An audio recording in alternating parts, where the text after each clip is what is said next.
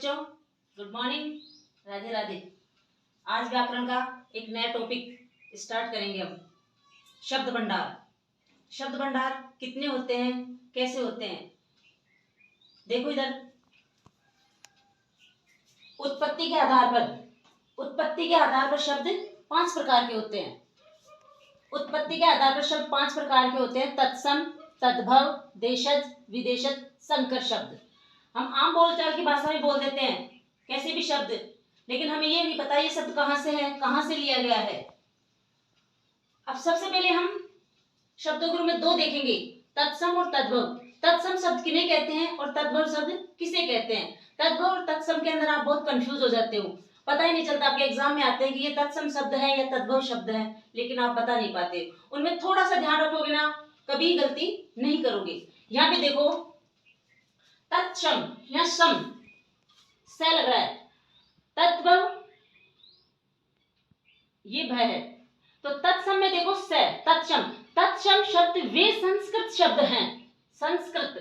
शब्द हैं जो अपने असली स्वरूप में हिंदी भाषा में प्रचलित हैं, तत्सम शब्द कहलाते हैं। यानी हमारे संस्कृत के शब्द हैं और जो हमारी हिंदी भाषा में हम उनको यूज करते हैं, प्रयोग में लेते हैं हिंदी भाषा में, तत्सम यानी संस्कृत के शब्द हैं और उनके अंदर कोई फेरबदल नहीं किया, वैसे की वैसे ही हम हिंदी भाषा में प्रयोग में लेते हैं। उन्हें हम क्या कहेंगे?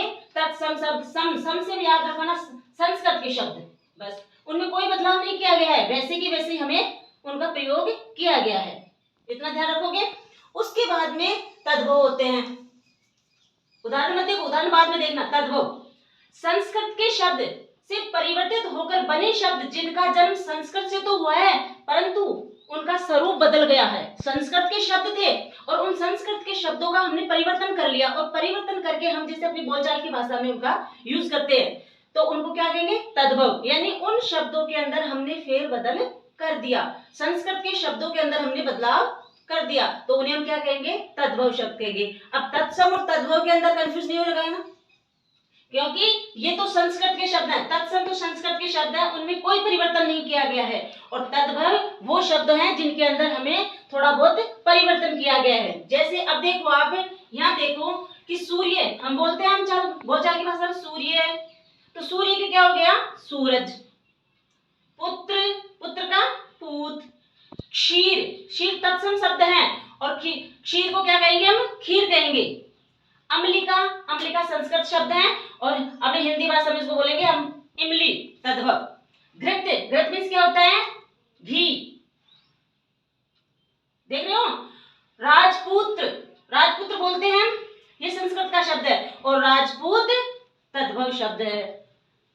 अब तत्सम और तद्भव शब्दों के अंदर कोई दिक्कत थोड़ी रहेगी, बिल्कुल भी नहीं रहेगी। हमारे शब्द हैं, उन शब्दों के अंदर फेरबदल हो गया है। ये संस्कृत के तत्सम तद्भव मैंने बता दिया। अब कुछ नियम होते हैं कि मैडम हमारे फिर भी समझ में नहीं बैठता, तो उन नियमों को अगर आप ध्यान में रखोगे तो कभी इनमें कंफ्यूज नहीं होंगे। इधर तत्सम होते हैं और इधर तद्भव होते हैं, कंफ्यूज हो जाते हो, तो मैं आपको कुछ नियम बताऊंगी, उन नियमों के अनुसार चलोगे ना तो कभी कंफ्यूज नहीं होंगे। अब देखो, तत्सम और तद्भव शब्द पहचानने के कुछ नियम, अगर ये नियम से आप ध्यान दोगे ना तो बहुत अच्छे से कर पाओगे, कोई दिक्कत नहीं रहेगी। एक बार ध्यान से देख लो आप और उनको अपनाना।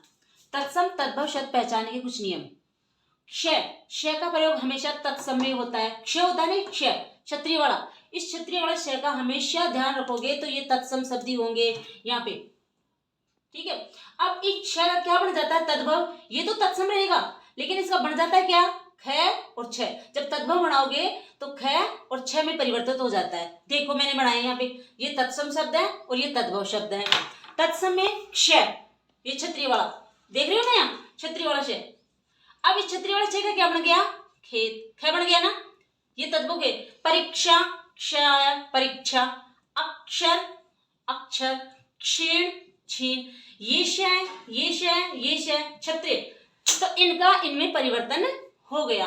यहाँ और देखो और शब्द है, अक्षोट, अखरोट, मक्षिका, मक्खी, अक्षी, आंख, क्षीर, खीर, ये सारे इसमें परिवर्तन हो गए हैं, यानी क्षय का ख और छ बन जाता है। तत्सम, तो आपको ये देखते ही पहचान जाना था कि क्षत्रिय वाला छ आए तो हमेशा वो तत्सम शब्द रहेगा। अब फिर वो परिवर्तन होगा जो तद्भव हो ही जाएगा, उसमें कोई प्रॉब्लम ही नहीं होगी।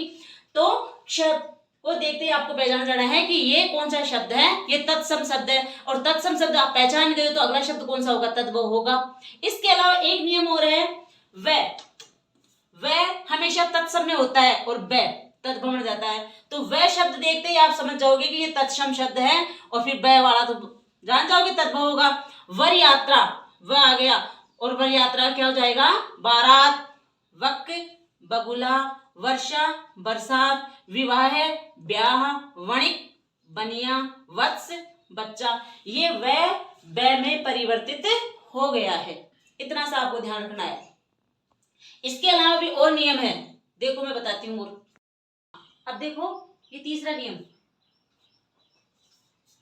ये संकर वाला श है तो ये तत्सम में आता है। जहां भी आपको ये संकर वाला श दिखे वो तत्सम होगा, और जब इसका रूप बदलेगा तो शाप वाला बन जाएगा, ये शाप वाला आ जाएगा। जैसे दर्शन, तो यहाँ दर्शन ये श है और ये स सर्प वाले में बन गया। श्वेत, सफेद, आशीष, आशीष, श्रावण, सावन, ये स हो गया, ये श, ध्यान दो, दिख गया, ये इसमें बदल जाता है, इसमें बदल गया। ठीक है, अगला चौथा नियम। अब इतनी देर तो मैं ये से बता रही कि तत्सम तत्सम तत्सम में तद्भव।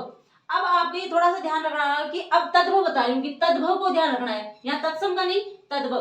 तद्भव के चंद्र बिंदु वाले शब्द होंगे, जिन शब्दों में चंद्र बिंदु आएगी वो तद्भव होंगे।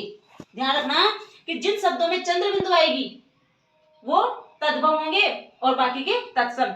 गेहूं, गेहूं के चंद्र बिंदु है और तत्सम होगा गोधूम।